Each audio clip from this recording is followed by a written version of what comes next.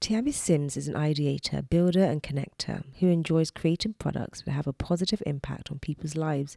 She embarked on the entrepreneurship journey right after business school in 2014 with a startup called She Farms BV that worked with smallholder women farmers in Ghana.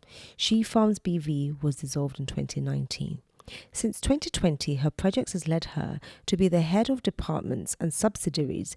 The project ranged from building a financial product for market women to manufacturing solutions. In 2023, she became the co-founder of an AI startup. Tiambi, welcome to SUSU podcast. It's an absolute pleasure to have you. Thank you so much for coming all the way from New York City to join us today on SUSU. Honestly, it's been one of those weeks, really, right, where we've been kind of rattling our brain a little bit about what is it that we really need to be talking about today, right? And you and I have had several conversations about. Your process, your journey. And I've, through your introduction, people sort of understand what it is that you've been doing over the last few years. But it would be nice to hear it from you yourself. What has been your journey so far in business and entrepreneurship? What is a New Yorker doing here in Lagos, Nigeria? Give us a little bit of a backstory to that. Okay, so hi.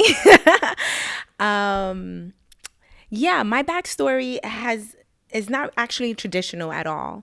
My trajectory has been kind of not all over the place. It's been intentional, but it's not what I studied in undergrad, right? In undergrad, I studied kinesiology and wanted to be an orthopedic surgeon. We're not there, nowhere near there. And so with that, I did my first master's in sports medicine as well. And then I realized I wasn't marketable enough. And then I went to business school. And then I got my MBA in international business. And so after that, right after business school, I started She Farms. And since then, I've been on the entrepreneurial journey, and that's since 2014. She Farms dissolved in 2019, and then I started consulting. I'm now in Lagos, Nigeria, because I was consulting on a project here to build a financial service for market women in Lagos. And then that project ended, and then I started another consulting contract with a manufacturing company here for artisans. And now I'm a co-founder for a AI startup. Interesting. So let me just kind of just go back a little bit, right? Okay. Because in today's episode, we're not going to delve too much into business as Okay. we know, right? We really want to go into a conversation about your journey on a personal level. What that's looked like for you over the years, and maybe just touch on a couple of other things as well. Okay. You're clearly a very attractive young woman, right? The hair is hairing. It's the gingers is really blazing. It's out here. The ginger's blazing, right? Okay. So, I think really it's, and I think it's a fascinating story because you and I, like I said, we've spoken several times, and I kind of have a little bit of insight to what your journey has looked like over the years. Now, I want to take you a little bit back to She Farms, right? How many years was She Farms in business for? About 5 years. About 5 years. And what did that journey look like? How did you get to, everybody starts, every entrepreneur starts with a big idea, right? Mm-hmm. How did we get from the big idea to now dissolving a company in 2019? Yeah, so She Farm started because I read an article on The Economist about the ex-CEO of Nestle wanting to privatize water. And I was just fuming. I was just like, water? This is the most natural thing. This should be for everybody. And so I had developed a water filter that I wanted to launch in Haiti. And then one of my mentors was like, hey, hardware, especially for water, that's going to be a lot of money, upfront capital. And that's a hard sell. So let's have something else that you can do, maybe a software system, serving the same type of communities, but that's something that we can launch much quicker and inexpensive. And so then I developed She Farms. So She Farms came from a job application, actually. There was a junior consultant position for one of these nonprofits in Amsterdam that was having a project in Nicaragua. And part of the application was, if you had 100,000 euros, what project would you implement for smallholder farmers in Nicaragua? I never even knew about smallholder farmers. I didn't know what was going on. And I started doing research on smallholder farmers and realized globally, women smallholder farmers have a difficult time accessing capital resources. The majority of the time is that the men are the owners of the land. And so trying to get resources, you need the land titles, right? And then you have the level of literacy that are not always high, and technology literacy. So when you have all of these things compounded on top of each other, women farmers are really at the low end, and they're the ones cultivating the land. And those are the fruits and vegetables that you and I are eating, right? So I was just like, no, we have to stop this. And so that's where She Farms came.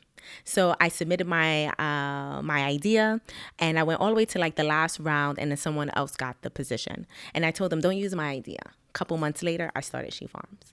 And I started that being in a climate kick launchpad, an accelerator in the EU for climate change.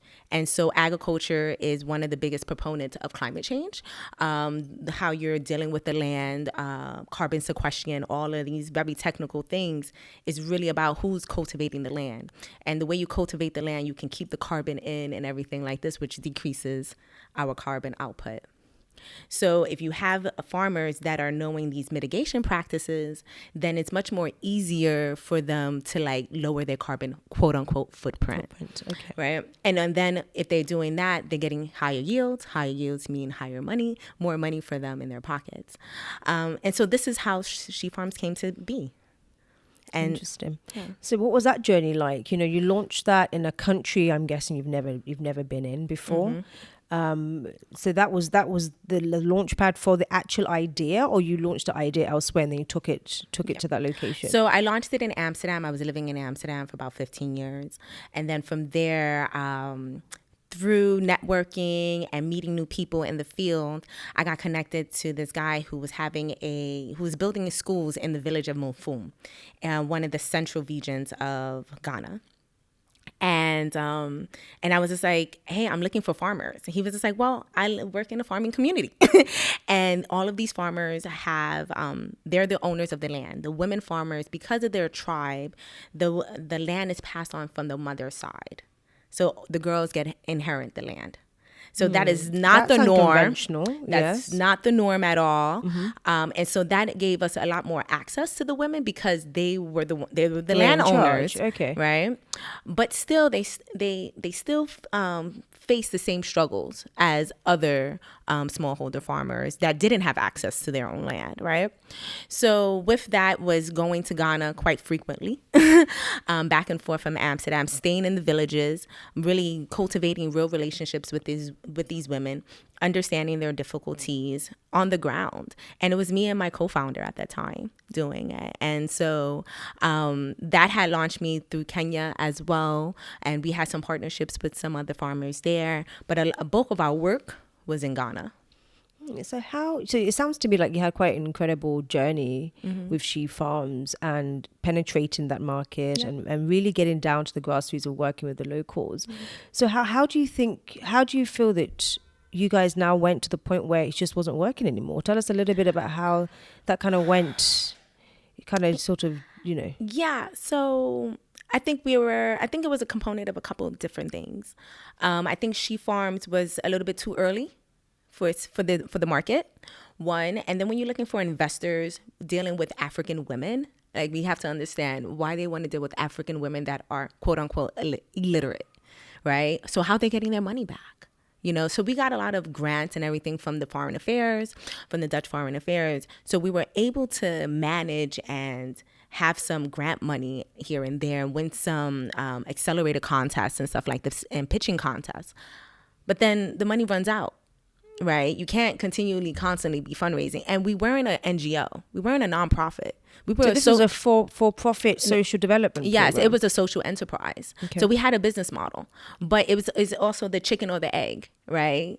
Our end users were the smallholder farmers, but our customers were MFIs, microfinance institutions, right? So who do you get on first? Right? Is the chicken or the egg? And so trying to cultivate those relationships without having the number of farmers. And one of the things we learned from that is not going to direct individual farmers. We should have been working with cooperatives so that we don't have to deal with individual farmers, because that's trying to mitigate all their different grievances individually, versus as a collective, we're dealing with the collective, right? So She Farms dissolved in 2019. I had a bad experience with an investor. He was a shark, knew he was a shark. And what the sharks do, they bite you, right? And so, yeah, that was 2019. Hit me hard. It was devastating. Last minute, at the very last minute, he pulled out his investment and we were out of money. What was the biggest lesson you learned from that experience as an entrepreneur? When you see the red flags, take the red flags into account. And also have a tight fundraising process.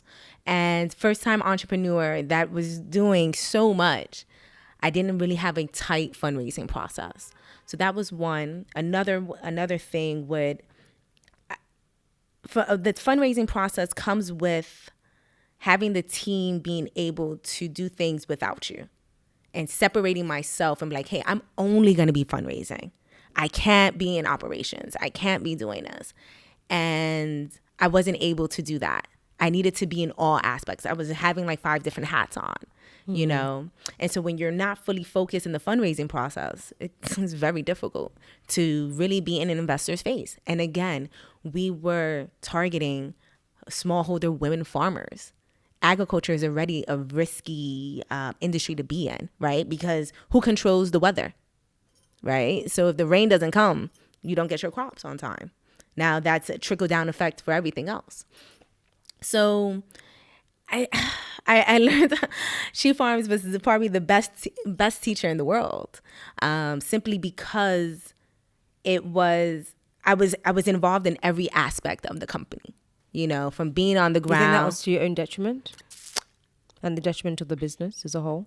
Possibly. Tunnel vision. I was focused. And that's one thing I still marvel at myself at how focused I was. Like, no, I'm doing this. And whatever no's and all the no's I'm getting, but I'm still getting yeses, right? So every 10 no's, I get 1 yes. I'm like, okay, now we move a little bit further, right? So it's this constant moving forward, but it was taxing. So after I dissolved the startup, I took 2 years off. I was just like, I need a break of not building my own company. What did you do with that 2 years? I was consulting, right? So I didn't have to deal with the fundraising. I think I was so like, how do you say it? Traumatized from the fundraising. Interesting word. I think there's definitely pockets and moments in this journey where trauma, it kind of rears its ugly head. Yeah, right? It does. And there are investors there that are purposely trying to hurt you, you know? That's quite daunting for somebody who's in the middle of a fundraiser myself right now. Hearing that is not encouraging. Yeah. And I think it's one of those conversations to be had that in the investment space, there's a lot of learning and where do you go to actually learn these things, right? They don't teach it in business school. I never went to business school. My business school is literally in the real world, on the job, learning on the job, and even at that, I don't imagine business school is actually teaching this stuff. You know, when you're raising money, what are the things that you should be looking at? What are the things you should be looking out for? Because even in that ecosystem, bad people still exist, right? Yes, they do. But nobody tells you this because it's almost like when you're in that point when you're looking for money, you can get quite desperate. You can get very tunnel vision. You don't necessarily look out for red flags because you're looking for money. You see the red flags. You see the red flags, but you're not desperate. paying attention. Yeah, you know, and that's where I was. I saw the red flags, but I was just like, yeah, but I need this extra investment to get to the next step, to the next round, to the next milestone. So you're trying to like, yes, I know you're a shark. Please don't bite me. Interesting. Yeah, you know. So how do you think that's changed your approach to entrepreneurship now? Because I know you've done a 360 degree sort of, you know, circle. So you've kind of gone into entrepreneurship. You've taken a break from that. You've done, I think in consultant, I always say people who are consultants are entrepreneurships because you're in other people's businesses, but you're pretty much applying the same concepts and the same, you know, processes. You've gone through entrepreneurship. You're now circled back around to entrepreneurship. How do you think that it's actually changed you as an entrepreneur now? I haven't had that experience. I think it has. I'm asking different questions. I'm looking for things more. What do those look like or sound like? Trusting my gut. You know, that little tiny voice, like, that doesn't sound right. And then, you know, and looking at it like for what it is, spotting the red flags, but like, oh no, I don't want to be a part of this red flag. You know, so it's really listening to yourself and taking your time. And now at the point where I'm at now with this AI startup, I have time to just fundraise. Right. So I have the fundraising process. Right. I've learned from She Farms how to make a tight fundraising process. And so those are the things that I'm putting in place now. And right now I'm not managing other people, at least for the AI, right? For this startup, I'm not managing other people right now. So it's only me and my co-founder. So that leaves so much more room that I'm not managing people and I enjoy managing people. I think that's one of my superpowers, but it's also takes a lot of time to cultivate those relationships, right? And cultivate a relationship that my team feels and sees the vision within themselves, that they're a part of it, right? So I can give them the work, I give them the skeleton, and they are filling in the rest of the body because I need my team to be autonomous. Right. So I'm not a micromanager. That's just not who I am. Hey, this is what needs to be done. And this is the deadline. There you go. And so right now I have the time to actually fully be in the fundraising process, and actually take my time and cultivate real relationships with investors. And that's part of the reason why I was here, having conversations with people, seeing what people's appetites were. And then from there, it's really, how do you say it?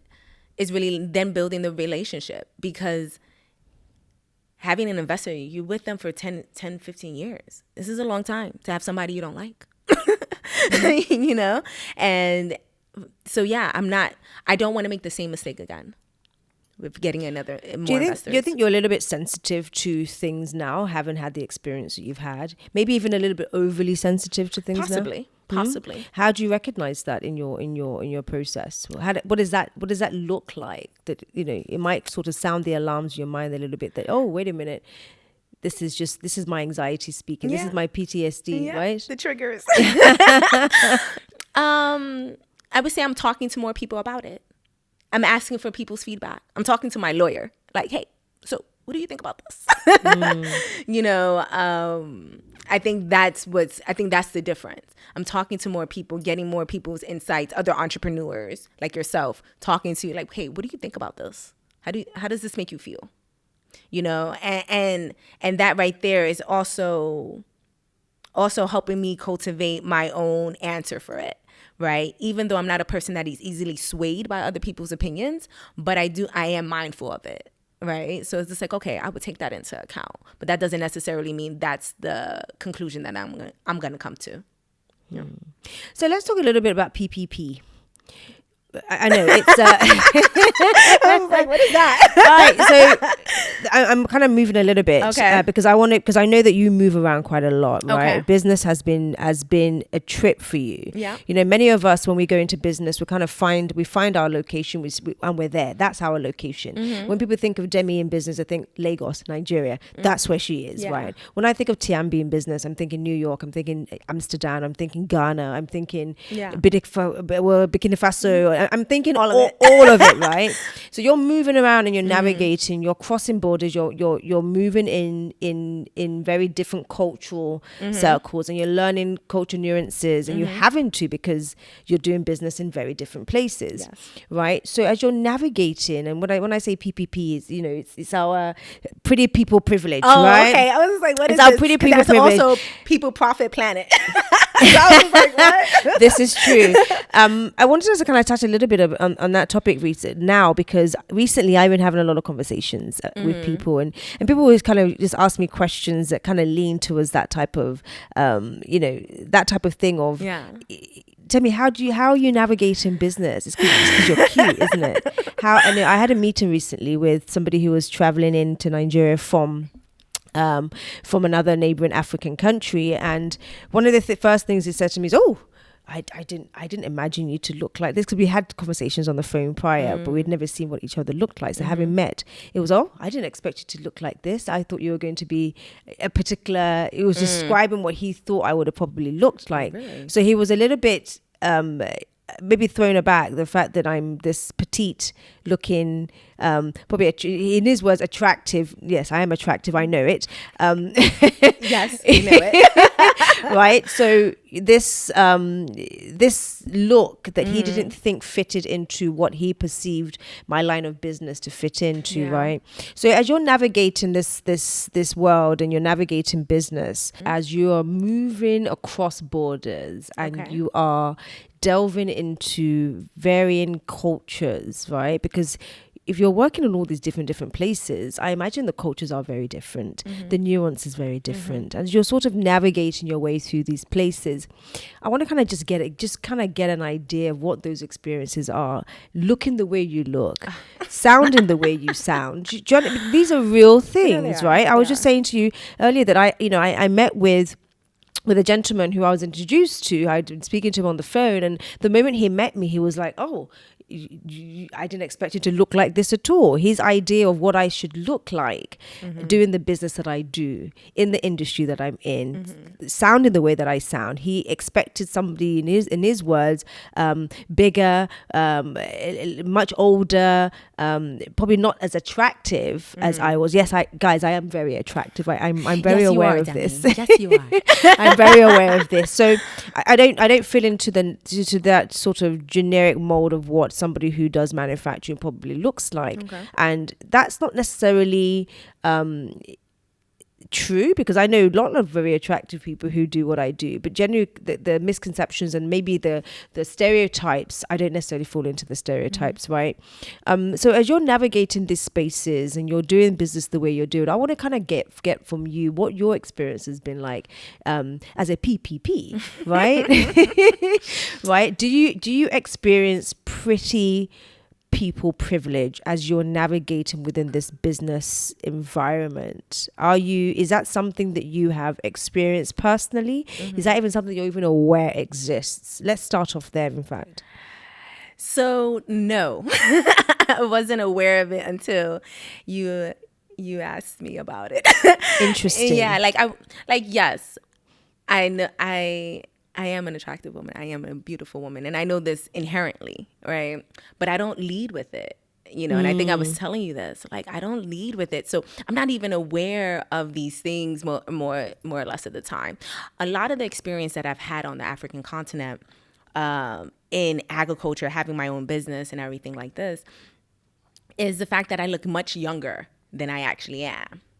So, and then I'm a straight shooter. Right. And so that was more or less, they were like, oh, wait, we thought you were like 25 and I'm like, no, I'm not, and so because of that, I think because I look younger than I actually am, that's where the difference is, right? And that's where people are a little confused and like, oh, so who are you?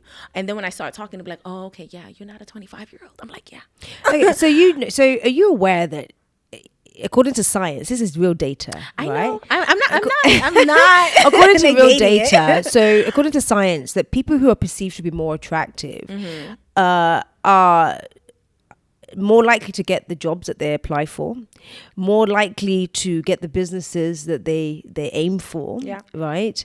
And are given opportunities even within this business space, right? That somebody who's probably less attractive and doesn't necessarily fit into this desirable type of mold, it probably don't necessarily get as easily. So as you're navigating these spaces, are you seeing how you're perceived? Are you seeing how you're received? And are you even seeing the opportunities that might in some instances even be handed to you because of the way you look and because of the way in which you're experienced by these individuals that you might be interacting with? And even in fact, if you do see it, are you seeing instances where others are not necessarily given those same opportunities because they don't necessarily are perceived, they're not necessarily perceived to be as attractive? Okay, this is a very layered layered question. Excuse me. So I do not think prettiness, attractiveness is a singular thing, just on looks, right? So yes, I'm attractive. Okay, that's one aspect. But I think also there's the personality, the energy, the vibe. I think it's a more holistic view than is it just one singular thing. Specifically, I'm very approachable, right? My energy is a happy energy. People can talk to me very easily and stuff like this. So I'm already coming off open in that sense. So I'm open to meet people, but I'm also very true to who I am. And I think because I'm authentically myself in every situation, in every country, I don't waver too much. And so because of that, I think people see authenticity. And also because I'm approachable. So there's not an issue that people are not able to speak to me. And I'm not standoffish, right? I want to have conversations with people. I want to be a better communicator. And living in multiple countries, I've lived in 4 countries, I have a good sense of who people are before I even speak to them. Body language says so much more than verbal, right? So I pick up on those easily. And I try to surround myself with people with also the same type of energy, right? And yes, everybody has their bad days, but even on my bad days, I don't really go out. I'm like, oh, I'm in a funk today. And I'm aware of it because I know how palatable my energy is to other people. You can feel it because I can't control my face. And I know this. I know you can see exactly what I'm saying, how I feel on my face first. It's something that I'm still working on. But it's there. And so I try to be even keel on a lot of things. So I don't think it's just one thing about prettiness or being attractive. I think it has something. I think, like you said before in our previous conversation, yes, the prettiness probably got me in the door, but I think my energy, my intelligence, it keep me. That's what keeps me in the room. Mm-hmm. And so I'm a very intelligent woman. That was one thing I know. So I can hold my own conversations in any situation that I'm in. Do you think your experience in business would be different if you were less attractive? Or maybe even considered very unattractive? I really don't know. I'll give you a moment. I'll give you a moment to think about it. I really don't know. No, I really don't know because that has not been my experience. And yes, you can say, oh. But you know what I would say to is that it's my privilege. That's part of the privilege, right? Having the privilege to not even be aware about it. Now, do you think about this regularly? I don't think about it regularly, but it's something that's come to my attention. And if I'm very, very blunt and honest, I would say that I've had moments in my journey that I've been reminded of it. That I've had moments in my journey that I have been made aware that an opportunity put in front of me is not solely based on my ability to execute. Yeah. I've been reminded that, oh, wow, you're really pretty. Yeah. Right. Now, whether I pay attention to it or not, or whether I let it get to my head, or whether I let it sway me into perhaps doing things differently, or maybe not putting the right level of effort into something that I'm doing, that's an entirely different thing. I would never, right? So I don't see my privilege as something that gives me a hall pass, but I'm aware of it. I'm aware in the moments where I'm having a meeting with somebody and I'm speaking about something relatively serious and they want to divert my attention to what can I give you, Demi? Right? They want to divert my attention to what do you need? That I know that my counterparts probably wouldn't necessarily get. So I'm very, very aware. So now I'm more aware of it. And so I think the conversations to be had about how this thing actually plays a role in our journey as entrepreneurs, as women, as people who perhaps are going through their journey and they are finding that opportunities are not equal, right? So I don't want to be ignorant to it, but at the same time, it doesn't necessarily sway me from what it is that I'm doing. It doesn't remove me from my focus. I'm very, very focused, as you would know, right? But at the same time, I don't want to pretend as if it doesn't exist. Yeah. So I'm not ignorant to it, right? I know it's there, but it's not something in my forefront. It's not something I'm thinking about. So yes, you can say that's the privilege, right? But I would say that I have had similar conversations with people, and every time they would bring up attractiveness or anything, I'd be like, oh, okay, thank you, next.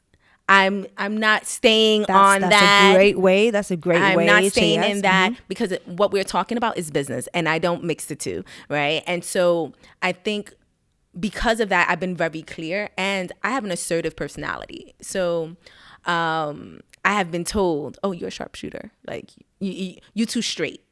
Right? Yeah, but business isn't always straight, though. Let's be honest. Exactly. Business can't always be straight. Exactly. And I know there's a lot of gray. It's too much gray. There's a lot of gray, but I think that the trick is knowing how to navigate it, as opposed to, oh, let's keep business straight and narrow. Business will never ever be straight and narrow. But I think for me, it's being straight in a sense of, yes, you may give me a compliment and everything. I'm saying thank you with a smile, and then I will go back into our conversation so that you know that our conversation, this is why we're here to talk, not for you to tell me, oh, what's up? So can I take you to dinner? Like, nobody, like, you understand? But if you were unattractive, there's definitely instances where there's, you experience these gray areas in business, right? Particularly for women. And the trick really is navigating. How do you navigate those spaces professionally, but also not trying to be such a, I don't know, stoic, the correct word to use for that.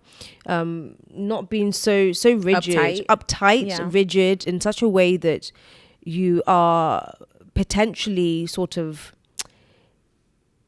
I don't know if it's kind of, you're changing the atmosphere in such a way where it's now so uncomfortable that nobody now knows what to do with themselves, right? And you now sort of create a bridge, because business is relationships.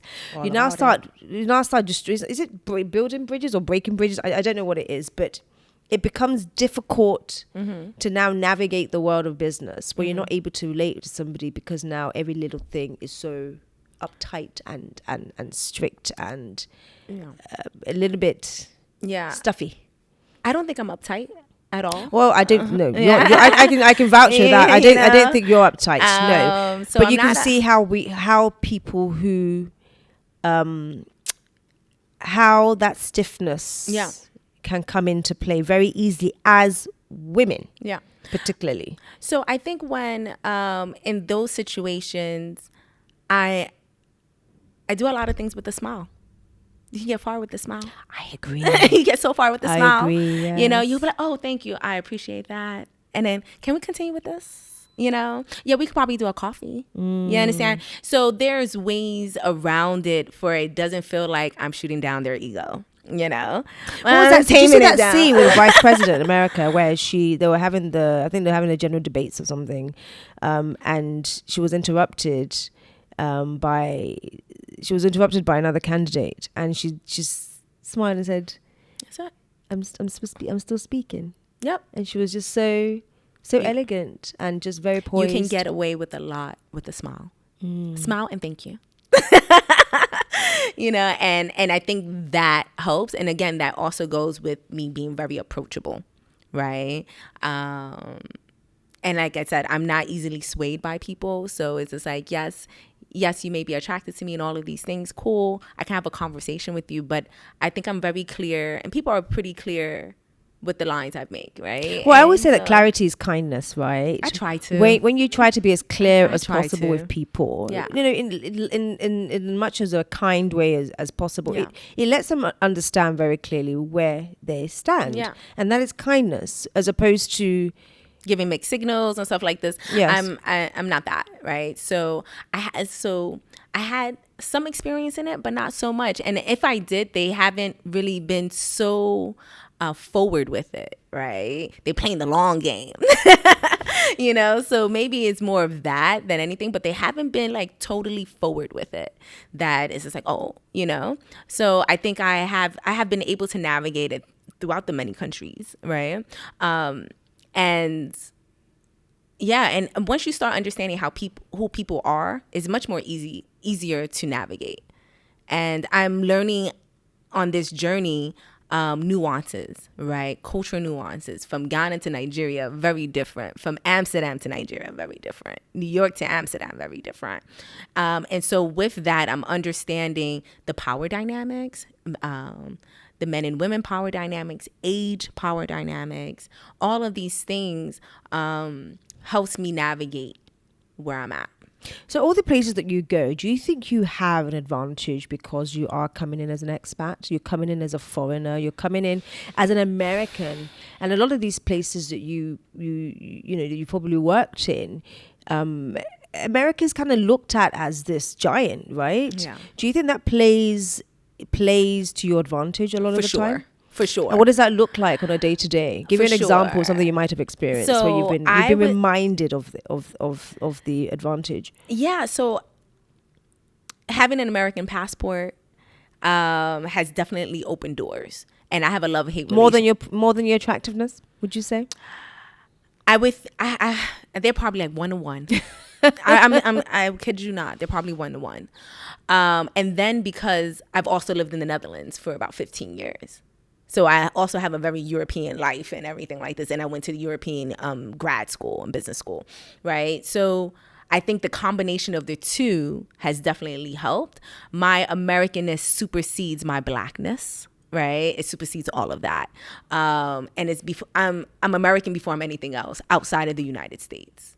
And so I have been able to use that privilege. Now that I know, that I see, right? That I'm fully aware of, because I'm even aware of it in the Netherlands, of my Americanness.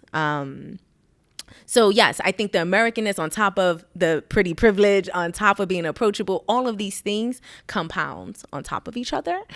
And so that's kind of a double whammy, would you not say?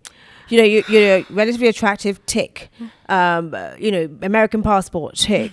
Worldly, having been, well-traveled, tick. And then on top of that, I now have the personality that carries me and sustains me within these rooms that I get access to because of these ticks, right? So that's kind of a triple whammy, maybe. Yeah. Right? Yeah. So, well, thank you for breaking it down. Well, it is. And the reason why this conversation, I think, is actually quite important and should be had is because, when I first came here and, you're privy to certain conversations that happen and certain comments that are made. It's, oh, she's getting into business because she's a foreigner. She's getting into British business because she's attractive. Yeah. Oh, he's given her the contract because, well, he likes her. It's never based on what it is what your capacity is to actually execute a job. Yeah. It's never based on your ability, though that does help.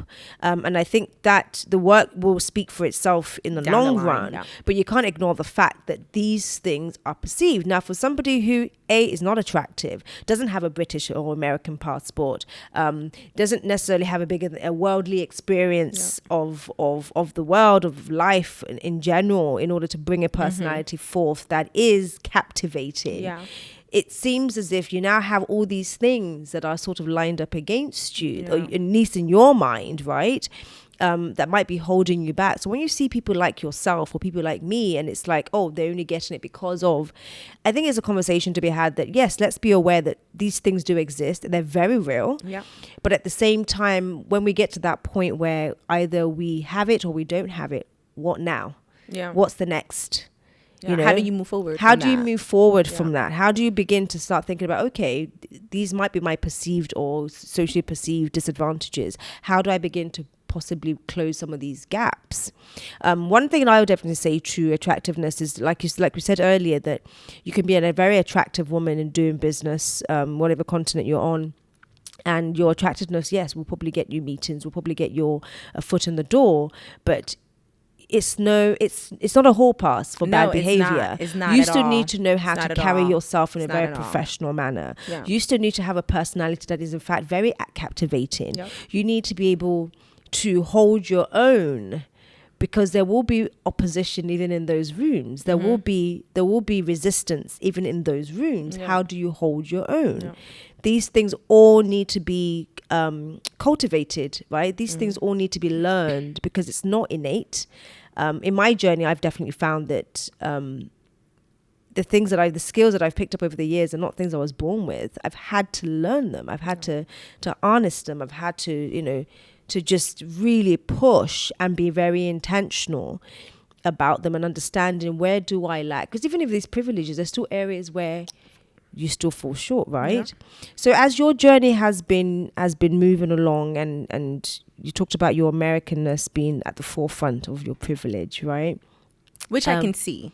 Those are the ones. Do you know what? I appreciate the fact that you can see it. Yeah. I appreciate the fact that you can see it, because even as a Brit, even I can see it. Yeah. It's right. Very, because it's very I think clear. I probably say to some degree your Americanness supersedes my Britishness. I can see that. Yeah, you can see that because of the way in which America is perceived on a global world, in the global stage, right? Yeah. And then also just examples of things that I've sort of come across and I've sort of seen over the years, how you have when you have citizens, American citizens who have had difficulties in the abroad, as we like to put it in Nigeria, in the abroad, you see how America is very, very aggressive about its people, right? At least from my point of view, from my vantage point, that's what I've seen, probably more so than the Brits have been, perhaps, right? So I do see that, and I also see as well, you come to places like Nigeria, and everybody wants to have an American accent. Nobody's faking a British accent. Have you noticed that? Well, I feel like a lot of people sound British here. Really? Well, yes. That's because they are British to a degree, right? Yeah, They so probably like studied there, or they've lived there, or they have a dual nationality. But you go to a lot of these, and maybe it's changing a little bit now. Yeah. It probably was more the case before, where everybody's trying to fake this American accent because that's what they perceive to be, the giants of the world, right? Yeah, I know. It was funny when I was in Ghana, I was dating this guy and he sounded so American, and I was so like confused because he sounded like a white American man from the Midwest, and I was just like, who is this man? And I bet he's never left. He's never been a day. He was studying in Minnesota, and I was like, really? Ghanaians are in Minnesota? I was just so confused. I was just like, why do you sound like this? Like, interesting, because it didn't sound authentic. Okay, so he was probably just putting it on a little bit. Yes, and so it didn't sound fluid. How do you feel about the African accent? Let's be more specific. How do you feel about the Nigerian accent? It could be aggressive sometimes. Okay. If I'm not used to it, or if I'm not used to the person speaking to me, then it could be a little bit aggressive. I find it incredibly attractive. I like the bass in it. The bass in it. There's no woman walking around with a bass in her voice, right? Some women sound a little bit more aggressive than others. I find it really attractive, and sometimes I do wonder. It's like, if only that confidence, and I think it's definitely changing more now than it was before, right? Where people are more confident to speak in their authentic accents. Yeah. I actually find it very attractive, and I always wonders, like, why is this not being done? Yeah, on a global scale. why is this not something that you're proud to do on a global scale, right? Somebody walks in and they clearly very, very pro Africa and very, very proud. Yeah. And they have an accent and they're owning it. A lot of the time it's really odd, because I've done jobs for clients and they'll say things like, oh, please change the accent or use your accent, and I'm just like, why? Well, it's the closer to whiteness, right? That's not me ignoring the fact that I see. If they want you to sound more British, it sounds more worldly. Oh, she's a foreigner, she's other. You understand? And this is, people want to get closer to a sense of being. Yes. It's a little bit. It's not like I don't see. Again, back to the pretty privileged conversation. I see the benefits of it. I see when I walk into a room and I speak. I see how I'm responded to completely compared changes. to somebody who doesn't necessarily sound like me and sounds more local. But I guess what I'm sort of seeing is, I feel a little bit sad by that, because if you just strip away the benefits, if you strip away all of that, to me it's very attractive. The African accent is very, very, very attractive to me. Yeah, I can agree with you. Even the language. So when I'm listening to somebody who's speaking, it's funny because we were talking about this probably a few weeks ago over a glass of wine with some friends. We were just saying, what's the best accent in the world? It was like, it's a French accent. When you speak with the French accent, it's so attractive and blah, blah, blah.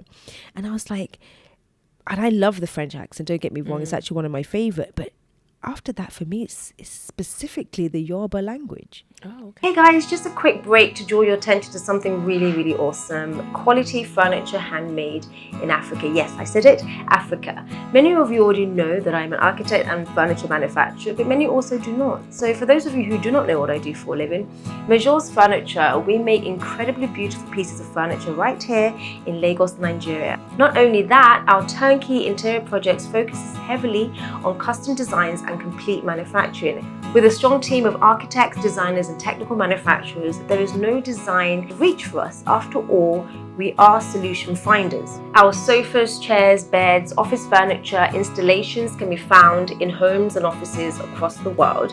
We have exported our pieces to the US, East Africa, and the UK, and we want to do more, so much more.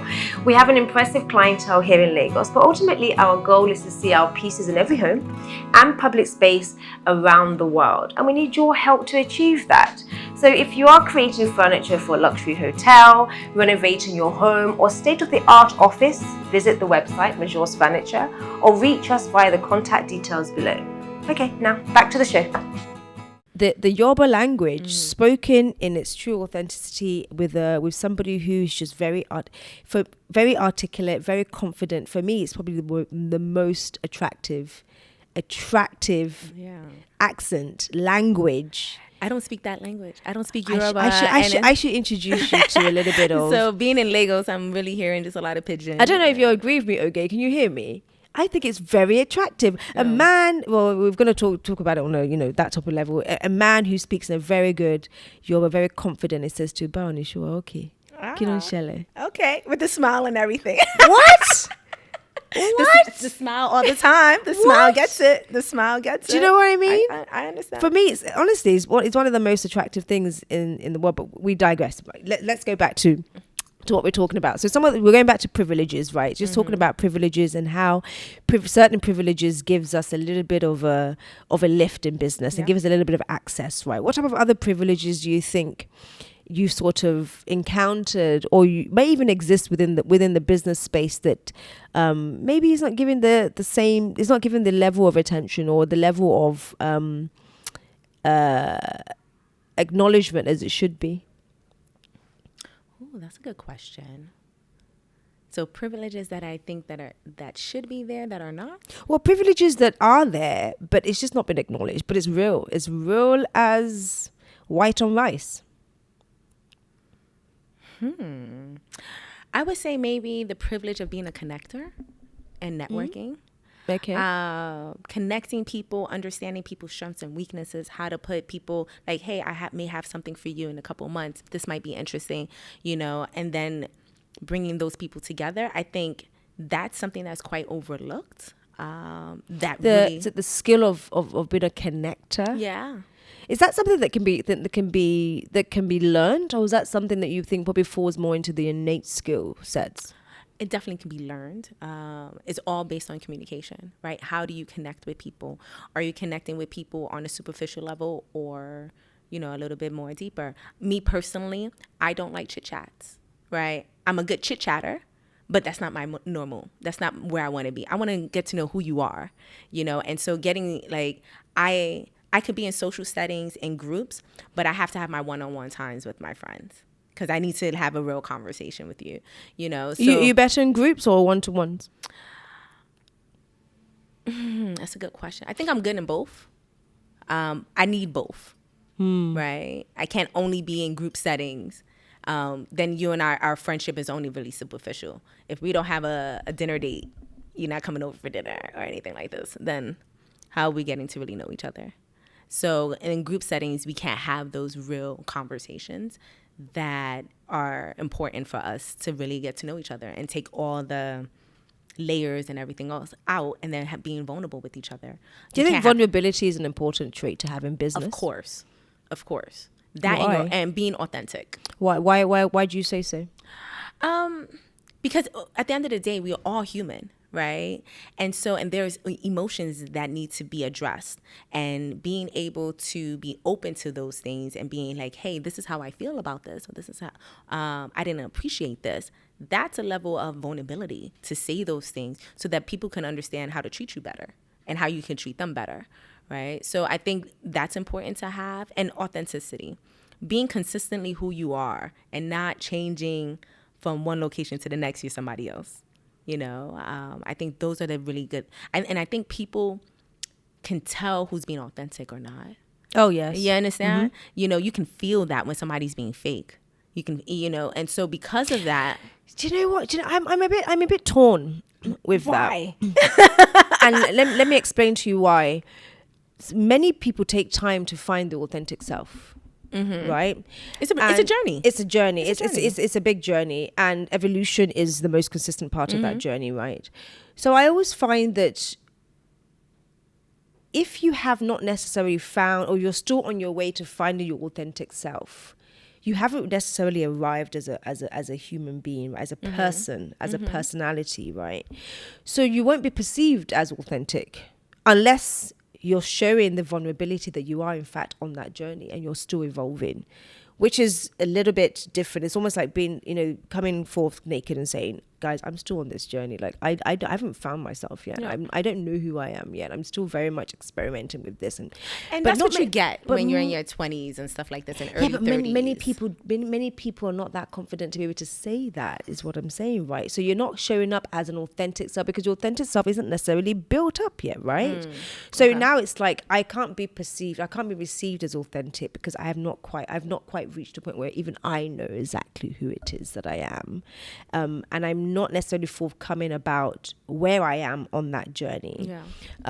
So when you say things like people can tell when you're not being authentic, I think it's more a case of people can tell when you haven't reached yourself yet. You haven't arrived. You haven't arrived. You haven't arrived to yourself yet, right? But I don't necessarily think that's necessarily people being unauthentic either. I think it really it's a stopgap. It's almost like I'm in transit here. So I think sometimes we need to have a little bit of grace for people who don't show up as fully authentic yet, and understanding that maybe this person just is still in transit. Not necessarily that they're intentionally trying to be unauthentic or trying to, a lot of people would say, fake it till you make it. There's a lot of that. There's a lot of that. Is there though? Yeah, I believe so. Is there though? Or is it more of a case of, again, I'm in transition here. I'm discovering, so therefore I am experimental. Like I said, the individual that comes up forth and says, guys, I am in transition here. I am trying to discover who I am. I'm learning, I'm experimenting, I'm trying this, I'm trying that, all for the end goal of really knowing what works for me, who I really am, right? Nobody really does that. So it's almost like you see them in motion, and sometimes you can perceive them as unauthentic, being fake and whatever. And it's not necessarily that. I think it's just, I don't know. I just think it's just sometimes it's in conversations like that. It's nice. It's preferred for me if we just have a little bit of grace, because it's not a black and white. No, but life isn't black and white, right? Yes. It's a lot of gray. There's definitely a lot of gray. Too much gray sometimes, but gray is definitely there. Yes, grace is there, and I think I've been practicing grace since She Farms. I've really been practicing grace for myself. Do you think it humbled you? Oh, big time. Ooh, what did that feel like? Man, yeah. My identity was attached to She Farms, and so for the 2 years I had to really try to, who am I without She Farms? When I introduce myself, it's like, hi, I'm the co-founder of She Farms. How do I now transition and say what I am? That's a tough space to be in. Like, what is this? Yeah, that took me time to like really understand that, get out of my own way, and being an entrepreneur and wearing multiple hats. What am I good at? I'm good at a lot of different things, so that it was also trying to figure out where my strengths are, and really working a lot within, right?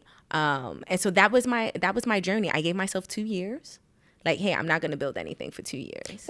That's quite specific though. Why specifically 2 years? I for myself, I need to be specific. You're type A. I'm super type A. Yeah. I need to be specific. I'm like, no, this is how long I'm going to be in this space. Granted, I know that you got to trust the process and you got to sit in it. But then it's just like, I'm going to sit in it for this amount of time. And by this time, I'm going to be done.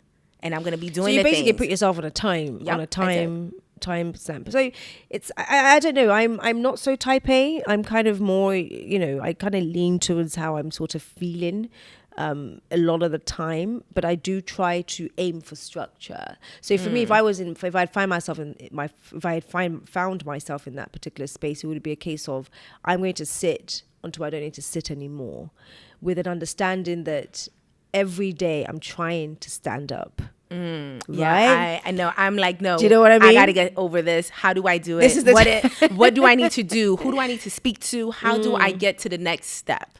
I'm that person. Yeah, so you're doing that. You're taking those steps day by day. Yeah. But you said literally, the timestamp on this. Yep. The deadline for this is 2 years. Yep. Had you got into 1 year, 362 days, right? And you hadn't finished that process. What would you have done? What does a type A do in that situation where it's like, I've given myself this timestamp, but I'm not yet done? What happens then psychologically to you? So it kind of happened like that, right? The first year was really like regrouping. The second year was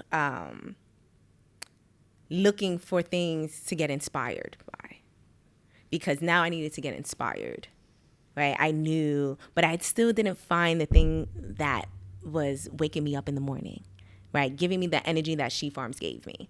And because I know exactly what that energy feels like, that feeling feels like, I've been looking for it.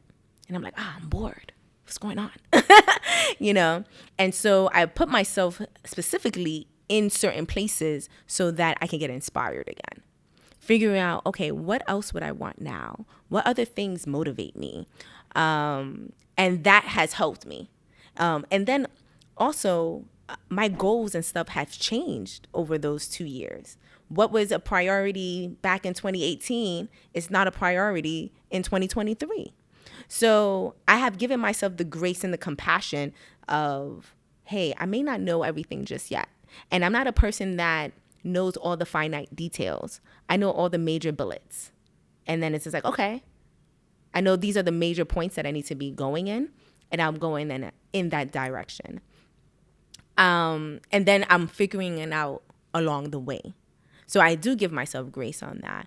But because I'm the type A, and I'm a big believer of manifesting what I want and being very intentional about what I want, those things have showed up 10 times over, And because I'm talking to my friends, I'm like, hey, I'm looking for a project. What's up? What's going on?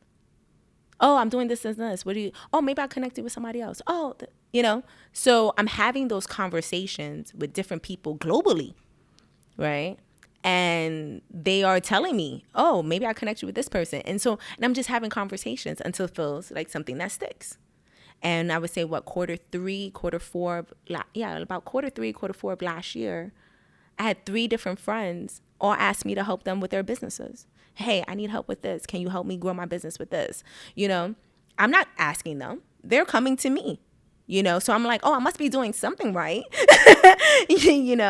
And then more and more I'm realizing I'd rather work with people I like. I'd rather work with friends. Not all friends you should work with. And I was just going to ask that. Not all friends you should, but on average, I enjoy it, right? There's a level of understanding.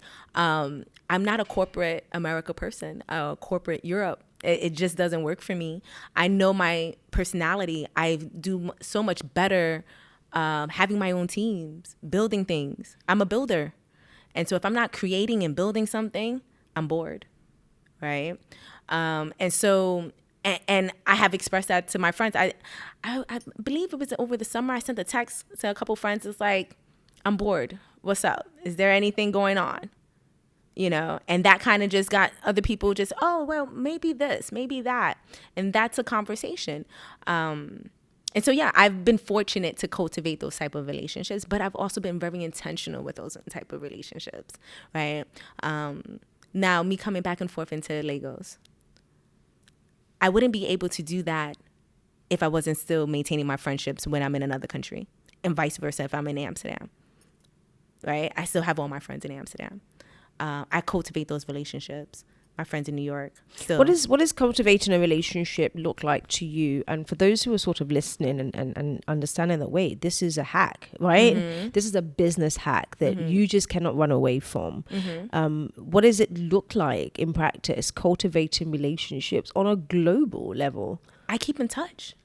What does keeping in touch look like? I send a message, send a text. I'm great on audio notes. I love audio notes. Give me an audio note all the time. I FaceTime a lot of my friends.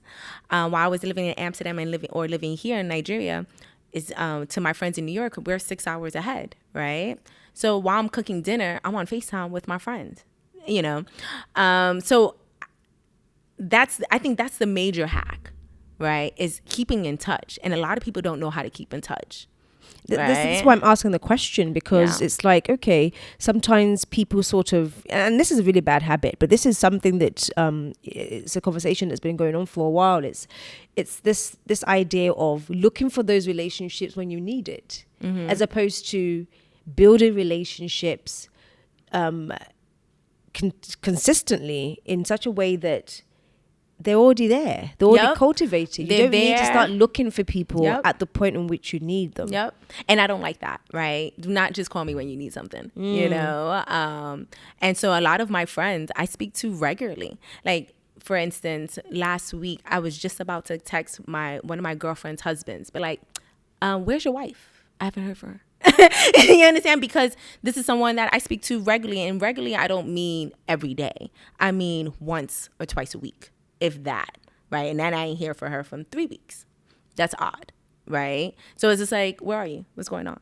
So I check in with my friends. If it's not FaceTime, a phone call, or text, or even sending memes, we're still building, Well, just checking into each other's lives and actually being aware of what's going on. Exactly. Because I don't post a lot. Right. So you don't know where I'm at in the world. And a lot of my text messages from my friends is like, where are you?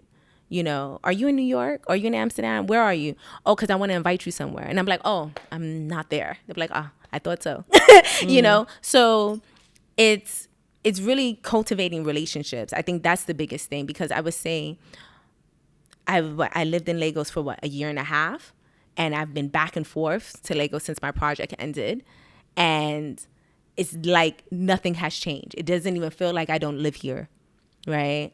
And that's only possible because I maintain my relationships when I'm not in Lagos. So if you want to be able to go to different places or have these type of friendships, you have to keep in touch. And I think you have to care. You have to genuinely care, because a lot of people hear these hacks and they say, this is the trick, and you try and do it, but even you and I would know when someone's not been authentic with you in terms of just staying in touch. Yeah. And I know we're all very busy, right? You busy? No, and we're all not. We're all very, very busy. No, we're not. But not. Well, some of us are. No. Very you're busy only if you want to. You make time for people that you care about. The question now is, this leads into my question. For those of us who have many, many, many friends, right? And put friends aside, you now have family, right? You don't only just have family, you're now trying to also cultivate relationship with your mentors. So there's many, many layers to it. It's not just your girlfriends and your boyfriends. You're trying to cultivate many, many relationships. And I think we all understand to a degree that, yes, we are in fact busy. So for instance, if your friends don't see that you haven't posted in months, and then now you've not heard from somebody in 3 weeks, what's going on? Where are you? Yeah. The alarm bells goes off, because you've made it a habit to make sure that at least I don't speak to people every week. Yeah. I don't even speak to people, some of my closest friends, every month. I have long spells where my head is, because some of us are like that, my head is deep in what I'm doing. Yep. And I forget to look up sometimes. But you've built relationships to the point that when you are there, you are present. Yep. Because I know those people who will reach out, but they're not even present in their reaching out. Do you understand what I mean? They'll send you, oh, how are you? Very generic message. How are you? How are things? How's family?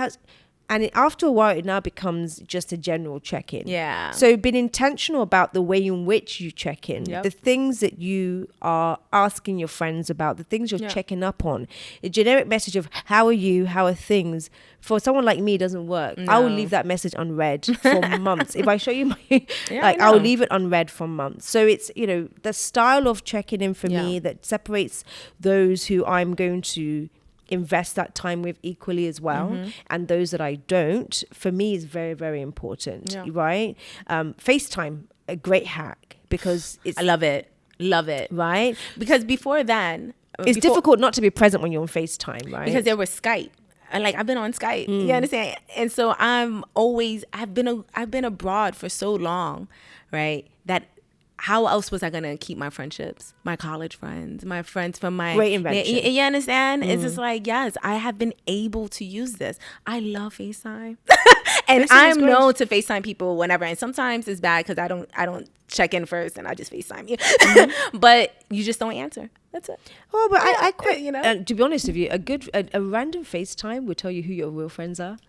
Would it not? That part. Yes, it does. Yes, it does. Because I normally do not like send a message, hey, are you free to FaceTime? I am not asking you for permission to FaceTime. I'm just busy, not doing that. Don't answer. That's it. It is what it is. But I do have random people who FaceTime, because FaceTime now is available on social media. You can have FaceTime somebody on, I think, Instagram. Yeah. Instagram or one of those. But I get those random ones and I'm just like, yeah, we're not quite there yet. For most parts, friends that that I have, taken that time to build those. And I'm very, very selective. Yeah. That's the other thing as well. I'm super selective about those that I'm actually going to invest my time in. Yeah. And, I have my grading system and how I sort of figure out who I'm going to, sit on the FaceTime with for an hour of my day. You know how I am with my time. I'm like, I need to have me time. I need to focus on what I'm doing. If I don't have my laptop on my hand and I'm typing, I'm on my phone, I'm doing something related to work, or I'm trying to do some sort of admin activity, multitasking constantly.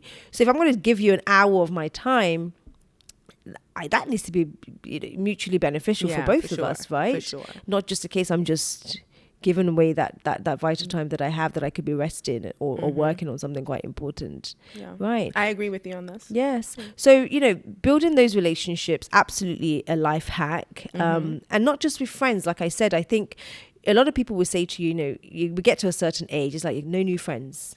I do not believe in that. I don't believe that either. I make new friends every day. Yes. And I think that's another life hack that people really just need to understand. I'm a firm believer that there are moments where relationships expire. Right? Not every relationship that you've cultivated over the years are going to always last. Yeah. But you can and I think a lot of people believe really there's genuinely no new friends. And I'm like, why are you putting such a limitation on yourself, right? Yeah. You can build genuine friendships every single day. One thing I would say about those relationships and those new friendships, however, is it takes a little bit more effort. Yeah.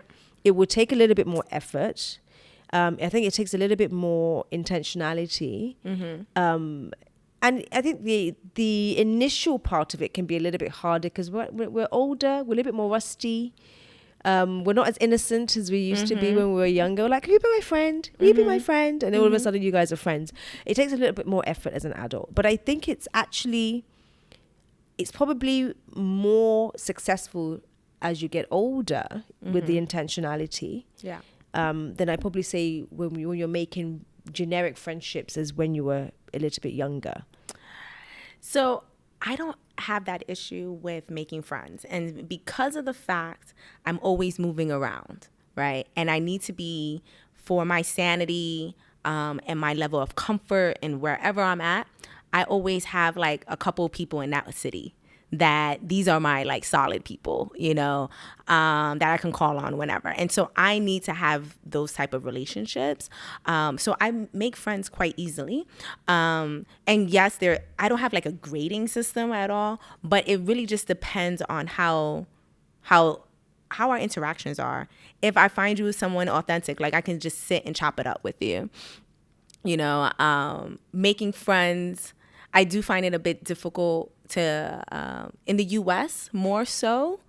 Culture, because of culture? Yeah, I've been gone so long. You've given in to the European culture. I think you've sold yourself to the European culture. And so one of my friends in the States had said to me, "You're an American learning how to be an American again." And I have a love-hate relationship with the United States, right? And so, yes, I've been back in the US for about a year now, year and a half, but I haven't really been there because I've been still traveling. I've been here for what, a month? You know, so, and then in the U.S. people are not traveling long term, you know. Do you think you've kind of fallen out of, I'm going to say fallen out of similarities with the US a little bit? Yeah. It's like you guys, you don't speak the same language. My lived experience is totally different than most Americans. You know, most people in general. So I can't even just say most Americans, but a lot of Americans really don't travel.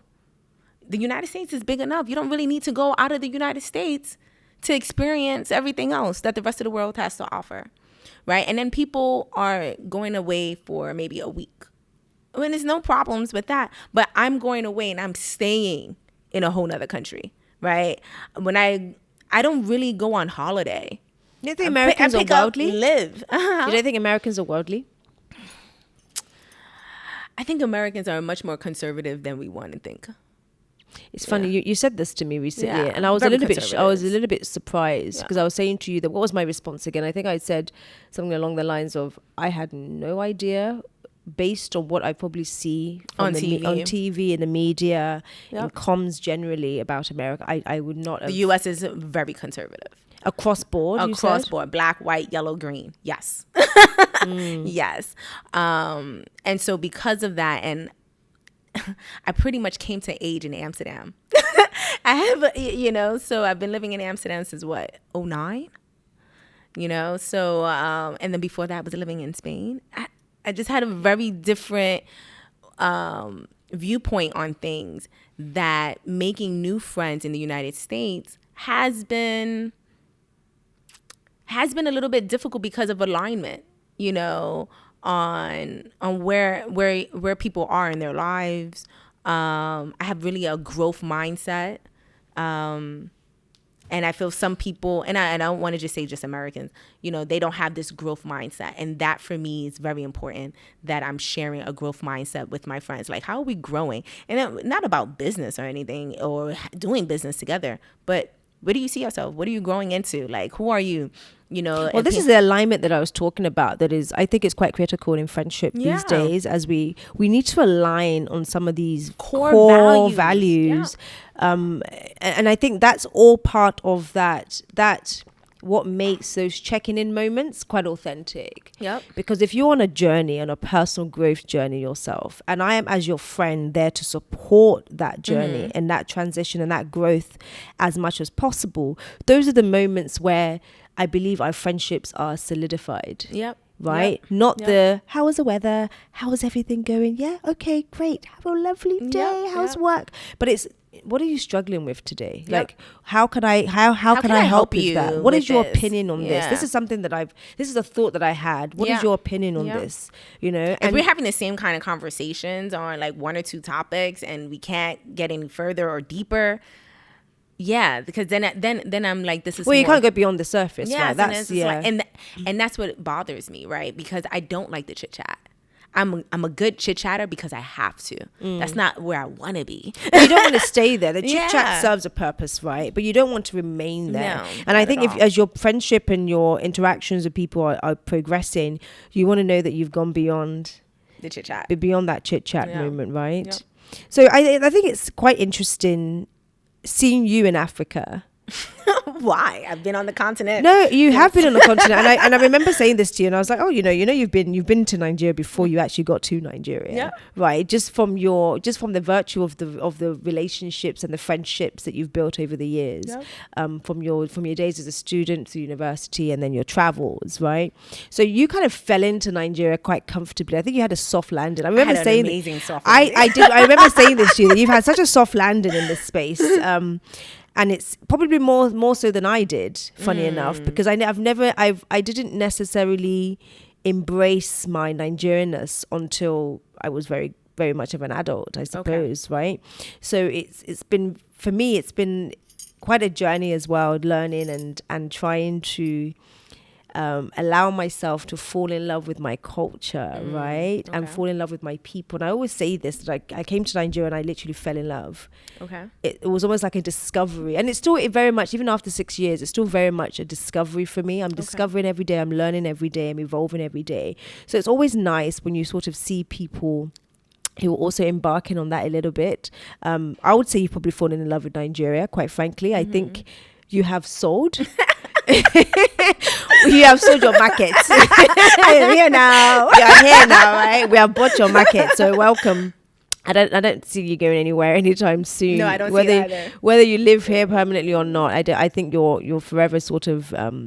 I think you kind of belong to us a little bit. A little bit. Yeah, to a degree, right? Sure. So on that note, it's been an absolute pleasure just chatting with you, Tiambi. Well, thank you for having me. Thank you for coming on SUSU. It's been an absolute pleasure. I think our conversations can go on forever and ever and ever, but we don't want to drag it on forever and ever like that. And I hope that you guys have gotten some sort of value and great value from this little sit down. We're trying to keep it a little bit more sort of mellow and easy going on this season of SUSU podcast. Tiambi is an incredible person, human being who is far deeper than just the pretty face, the pretty face and the big hair and all of that. And I think one thing I definitely learned from this conversation is that, you know, it's important to really build your arsenal of skills beyond, what is on the exterior, right? It goes a long way. Like I said, there are innate things, natural gifts that we are born with that will get us into certain rooms and give us access, but they won't necessarily keep us there. No, not and at I all. think as long as we understand that, and I think even particularly as women doing business, right? Because our attractiveness is part of the talking points, whether we like it or not. It's one of those things that people will pay attention to. The way we look is always going to be part of how we are received as women. So I don't think it's a conversation that we can avoid. And I think as we have these conversations, but for us to also understand that our conduct, the way in which we carry ourselves, how we sort of map ourselves and prepare ourselves to stay in those rooms and have longevity on our journey as business people is very, very important. So I appreciate you for coming on and chatting with me. Well, I appreciate you for sharing. And I appreciate you guys for watching on this episode of SUSU Podcast. And as per usual, guys, please do take care of yourself and don't forget to be extraordinary in the way that only you can be. Take care, guys. Bye.